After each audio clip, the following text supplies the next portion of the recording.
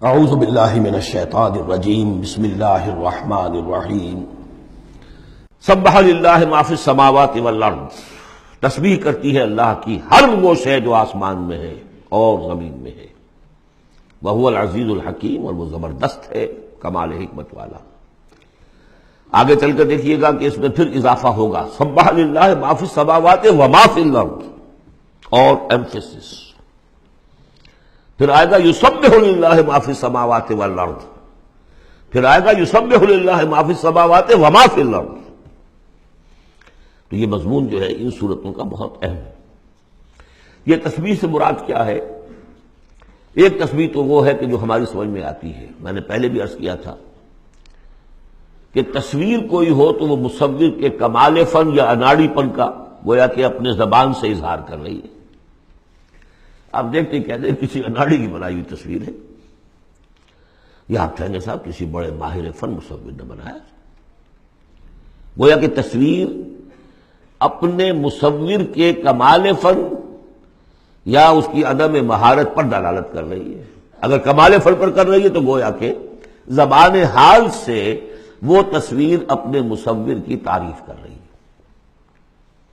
اس معنی میں کائنات کا ذرہ ذرہ اپنے وجود سے گواہی دے رہا ہے، میرا پیدا کرنے والا، میرا صانع، میرا خالق، میرا باری، میرا مصور ہر عیب سے پاک ہے، ہر نقص سے پاک ہے، ایک ہستی کامل ہے، اس کے علم میں، اس کی قدرت میں، اس کی حکمت میں کہیں کوئی کمی نہیں۔ یہ تسبیح حالی ہے، زبان حال سے۔ اور جیسے کہ سورہ بنی اسرائیل میں ہم دیکھ آئے ہیں، یہ بھی ہو سکتا ہے کہ اللہ نے ہر ایک شے کو زبان دی ہو۔ سورہ حامیم سجدہ میں بھی الفاظ آئے، ہمارے ہاتھ پاؤں کہیں گے الیوم انطقنا اللہ الذی انطق کل شیء، آج ہمیں اس اللہ نے زبان دے دی، اس نے ہر شے کو زبان دی ہے، تو ہر شے کی بھی زبان ہو سکتی ہے۔ اور سورہ بنی اسرائیل میں تھا وَإِن مِّن شَيْءٍ إِلَّا يُسَبِّحُ بِحَمْدِهِ وَلَٰكِن لَّا تَفْقَهُونَ تَسْبِيحَهُمْ، تو زبان حال والی تسبیح تو ہماری سمجھ میں آ رہی ہے، ہو سکتا ہے اور معلوم ہوتا ہے کہ ہے ایک کوئی دوسرا پہلو بھی جو ہماری سمجھ سے بالا تر ہے۔ وَهُوَ الْعَزِيزُ الْحَكِيمُ، یہ دو اسماء اللہ تعالیٰ کے بار بار آئے ہیں، بہت مرتبہ آئے ہیں، اور ان صورتوں میں خاص طور پر آپ دیکھیں گے بہت تکرار ہوگی ان کی۔ اس کی وجہ کیا ہے کہ ایک تو یہ کہ یہ دو اسماء جو ہیں اس اعتبار سے ان کا جوڑا جو ہے معنوی اعتبار سے بہت اہم ہے۔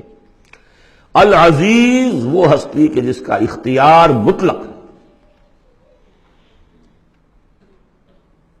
لیکن ہمارا تصور یہ ہے کہ جہاں اختیار زیادہ آ جاتا ہے کرپشن آ جاتی ہے۔ چنانچہ پولیٹیکل سائنس کا تو ایکسیم ہے، یہ فارمولا ہے، authority tends to corrupt and absolute authority corrupts absolutely۔ لہذا ساری جو کوشش ہوتی ہے، دستور بنایا جاتا ہے چیکس اینڈ بیلنسز، جہاں اختیار ہے وہاں پہ کوئی چیکس اینڈ بیلنسز بھی ہونے چاہیے۔ اللہ پر کوئی چیک اینڈ بیلنس ہو ہی نہیں سکتا، کس کا ہوگا؟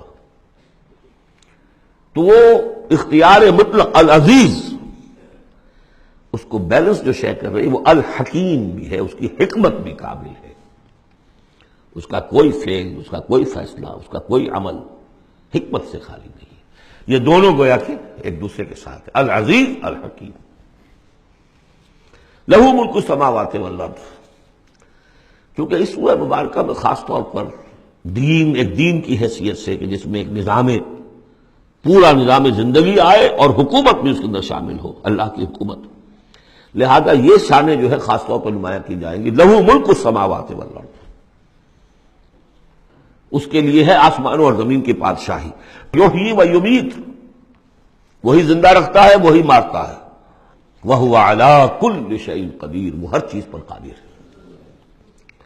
اس سورہ مبارکہ کی پہلی 6 آیات میں اللہ تعالیٰ کے اسماء و صفات کا جو ذکر ہو رہا ہے وہ پورے قرآن میں اس اعتبار سے منفرد ہے کہ بلند ترین سطح پر انتہائی جامعیت کے ساتھ فلسفے اور منطق کی بلند ترین سطح پر ہے۔ صدق اللہ العظیم۔